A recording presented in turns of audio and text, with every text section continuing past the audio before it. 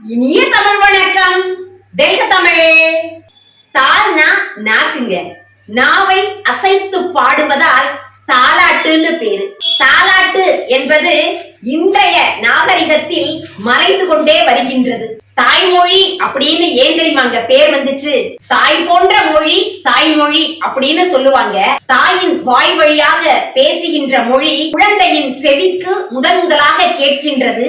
இப்படி தாயின் வாய் வழியாக குழந்தையின் செவியை அடைந்து அந்த குழந்தை முதலாக அந்த மொழியை பேசுவதால் அது தாயின் வழியாக வந்ததால் அது தாய்மொழி. அப்படிப்பட்ட தாய்மொழியில தாய் பாடுனா தாலாட்டு எவ்வளவு சுகமா இருக்குங்க. யாரடித்து நீ அழுதாய், அடித்தாரை சொல்லி அழு. அழுகின்ற குழந்தைக்கு பாலூட்டி குழந்தையின் அழுகையை நிப்பாட்டுவா. தாலாட்டு பாடி அந்த குழந்தையை தூங்க வைக்கிற அழகே அழகுங்க.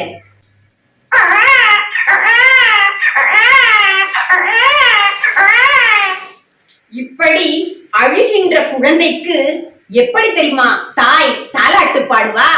யாரடித்து நீ அழுதாய், அடித்தாரை சொல்லி அழு, தொட்டாரை சொல்லி அழு, தோளில் 2 பொட்டு வைப்போம், வைதாரை சொல்லி அழு, வாய்ப்பூட்டு போட்டு வைப்போம், வெண்ணேயால் விலங்கு பண்ணி வெயிலிலே நிக்க வைப்போம், மண்ணினால் விலங்கு பண்ணி தண்ணீரில் போட்டு வைப்போம், தம்பி அழுத கண்ணீரா பெருகி ஆன குடிச்சேரி, குளமா பெருகி குதிரை குடிச்சேரி, வாய்க்கால் வழியோடி வழி போக்க வாய் கழுவி, இஞ்சிக்கு பாஞ்சு எலுமிச்ச வேரோடி, தாழைக்கு பாயையில தழும்பியதான் கண்ணீரு, வாழைக்கு பாயையில வத்தியதான் கண்ணீரு.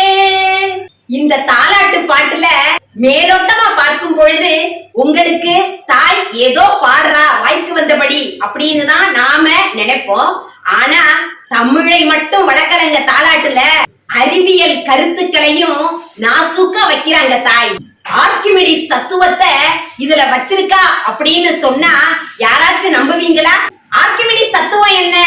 தங்கு தடையின்றி ஒரு பொருள் நீரில் மூழ்கி இருக்கும் பொழுது எடையை இழப்பதாக தோன்றும். இழக்கப்பட்ட எடையானது அப்பொருளால் வெளியேற்றப்பட்ட நீரின் எடைக்கு சமம். ஆறா பெருகி ஆன குளிச்சேரி, குளமா பெருகி குதிரை குளிச்சேரி, குதிரை முங்குற அளவு தண்ணி வெளியில வரும். அந்த தண்ணி வாய்க்கால் வழியோட வழிபோக்கர் வாய் கழுவுலாம். ஆர்க்கிமிடிஸ் தத்துவமும் இதத்தானங்க சொல்லுது. தண்டிப்பது யாரு அப்படின்னு சொன்னா அன்னைக்கும் இன்னைக்கும் தந்தை கண்டிப்பாங்க, தாய் பாசம் காட்டுவாங்க. தந்தை கண்டிப்பு, தாய் அன்பு. அப்படிப்பட்ட தாய் பாருங்க, குழந்தை அழுகுது, குழந்தைகிட்ட கேக்குறா ஏன் அழுகுற? குழந்தைய அடிச்சவங்களை எப்படி தண்டிக்கிறா பாருங்க. தண்டிக்க தெரியாத தாய் எப்படி தண்டிக்கிறான்னு பாருங்க. தொட்டாரை சொல்லி அழு, தோளில் 2 பொட்டு வைப்போம், வைதாரை சொல்லி அழு, வாய்ப்பூட்டு போட்டு வைப்போம், வெண்ணேயால் விலங்கு பண்ணி வெயிலிலே நிக்க வைப்போம். வெண்ணையால விலங்கு பண்ணி வெயில்ல நிக்க வச்சா என்ன ஆகுங்க? வெண்ணையெல்லாம் உருகி போயிடும். அவளுடைய தண்டனை எவ்வளவு சிரிப்பா இருக்கு பாருங்க. மண்ணினால் விலங்கு பண்ணி தண்ணீரில் இட்டு வைப்போம். மண்ணினால விலங்கு பண்ணி தண்ணீர்ல போட்டா அது நிக்குமாங்க? இதுதாங்க தாயின் அன்பு. தாய் தண்டிக்க தெரியாதவள், தண்டித்து அறியாதவள்.